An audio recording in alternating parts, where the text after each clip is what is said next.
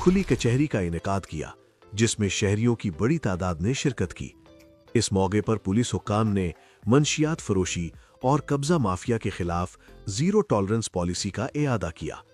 Police ترجمان کے مطابق ڈی پی او نے بزرگ شہریوں اور خواتین سمیت متعدد سائلین کی درخواستیں وصول کیں۔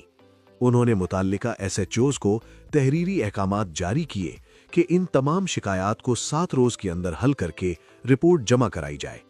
کچہری کے دوران شہریوں نے ٹریفک کے بڑھتے ہوئے مسائل اور دیگر انتظامی شکایات کی نشاندہی کی۔ ڈی پی او نے یقین دہانی کروائی کہ عوامی سہولت کے لیے ہر تھانے کی سطح پر پولیس سہولت مراکز تعمیر کیے جائیں گے تاکہ شہریوں کو خدمات کی فراہمی میں آسانی ہو۔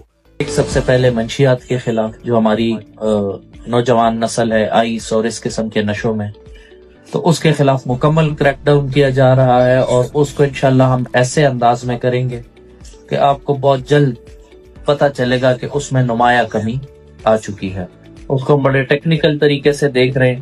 ان قبضوں کے مسائل اور سودی لین دین، ان چیزوں میں کوئی رعایت نہیں برتی جائے گی، بالکل ذرا بر کوئی رعایت نہیں ہوگی۔ میری آپ لوگوں سے بھی درخواست ہے کہ یہ جو کم عمر آپ کے بچے ہیں، ان کو جو یہ بائکوں پہ پھر رہے ہیں یا گاڑیاں نکال رہے، ان کے خلاف اس کے بعد ہم سخت کریک ڈاؤن شروع کر رہے ہیں، تو پھر آپ لوگوں کا گلہ بنے گا کہ جی کم عمر ہے، آپ نے پرچے دے دیے ہیں، ان کے مستقبل تباہ ہو رہے ہیں۔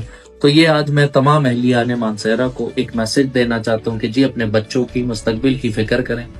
ہم تو کہتے کہتے تھک گئے ہیں، اس کے بعد ہم عملی کارروائی کریں گے، پھر پرچے بھی کٹیں گے، اور پھر آپ کے لیے زحمت کا باعث بنے گی یہ بات۔ یہ کوشش ہے کہ پہلی فرسٹ سٹیج میں ہر ایک تحصیل میں آپ کے لیے پولیس سہولت مرکز قائم کیا جائے، جہاں پہ یہ تمام سہولیات ایک چھت تلے، ڈرائیونگ لائسنس، کسی نے باہر جانا ہے تو ویزا کے لیے کلیئرنس سرٹیفکیٹس، یہ آپ کو تمام 15 منٹ کے اندر اندر آپ کا پروسیس مکمل ہو، اور آپ کو ایک دن میں ہی وہ آپ کو مل سکے۔ میں روزانہ میری کوشش ہوتی ہے کہ میں کمپلیننٹس کو ملوں، ان سے بات کروں اور ان سے جانوں، اور عزت کی حفاظت کی ہماری اولین پرائیورٹی ہے۔